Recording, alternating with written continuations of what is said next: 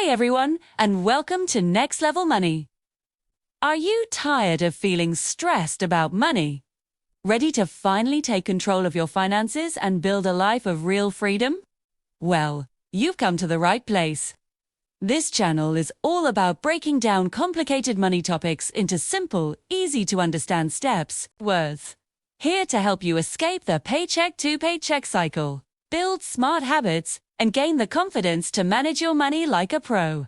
Whether you're just starting your financial journey or looking to level up your existing strategies, we've got you covered. Each week, we drop new videos on everything from budgeting and saving to investing basics and creating passive income. You ready to transform your financial future? Hit that subscribe button and ring the bell. Let's build your wealth together. Your financial freedom starts right here, right now. According to the 2025 Bankrate Emergency Savings Report, only 46% of U.S. adults have enough savings to cover 3 months of living expenses.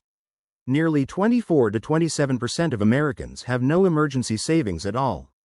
For many people, a surprise $1,000 to $2,500 expense forces them to dip into savings.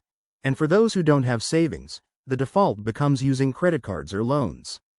In 2025, only about 41% of people say they would pay a $1,000 unexpected expense from savings. Because of inflation, high living costs, uncertain job markets, and rising interest rates, savings is harder to build, but also more important than ever. Still, 2025 saw a modest uptick. Roughly 30% of adults said their emergency savings increased compared with the prior year. Financial planning experts generally recommend an emergency fund covering 3 to 6 months of basic living expenses, or more, if you have dependents, variable income, or higher risk exposure. Bottom line: a large portion of people are financially vulnerable. An emergency fund isn't a nice to have, for many it's a lifeline.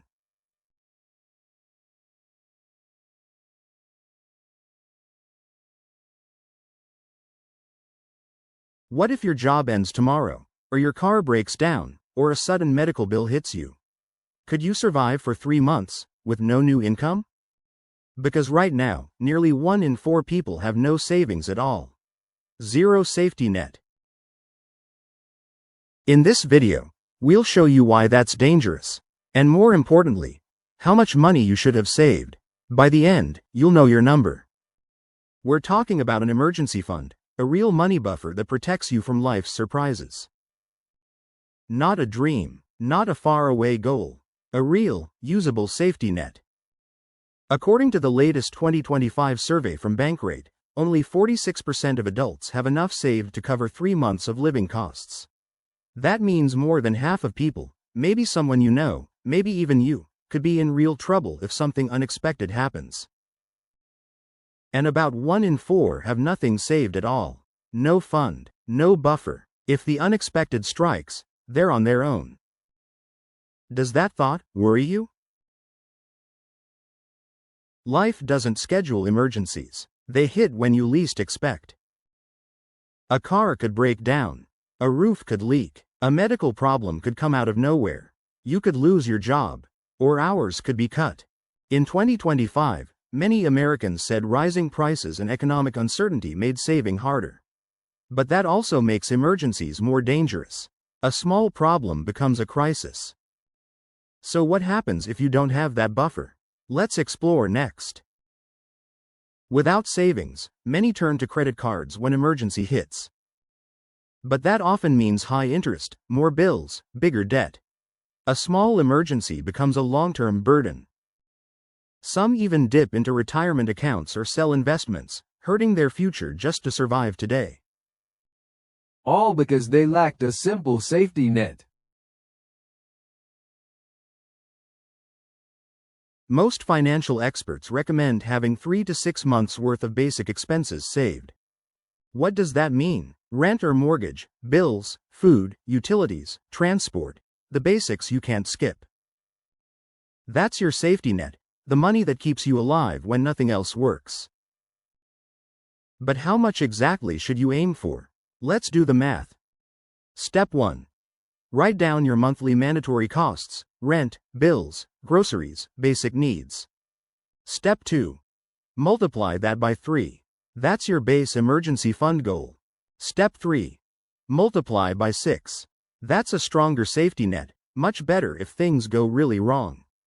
For example, if you live on $2,000 a month, 3 months equals $6,000, 6 months equals $12,000. If you have nothing saved now, you're not alone. Many people are in the same place. Start small. Even $500 or $1,000 gives some protection. That's better than no fund at all. The important thing is starting. Once you have a small buffer, you build up from there. Here's the trick. Automate. Each payday, move a fixed amount into your emergency fund automatically. Treat it like a bill. And keep that money where you can get it fast, a savings account or a high-yield savings account. Not in stocks or risky investments. Liquidity is more important than growth for an emergency fund. Life changes, expenses change. So should your emergency fund. Revisit your monthly costs every few months. Did you move, get a raise, have more expenses? Adjust your target accordingly. An emergency fund isn't a one-time project. It's a living safety net. In 2025, many people say inflation, high interest rates, and unstable income made saving harder, but that also makes emergencies more dangerous. That's why building a fund isn't just smart, it's essential. Today's world is unpredictable. So ask yourself, if something hits tomorrow, are you ready? Let's recap. Calculate your basic monthly costs, set a 3 to 6 month savings target. Start small if you must. Automate savings, keep it liquid, review and adjust when life changes. This isn't about being rich, it's about being safe, peace of mind, control, freedom to handle whatever life throws at you. If you don't have an emergency fund, start building today. Even a small amount helps. If you found this helpful, save this video for later. Share it with someone who needs this. And if you have questions, leave them below. We read every one. In the next video, we'll show you how to build a budget that helps you save faster, without hurting your day-to-day life.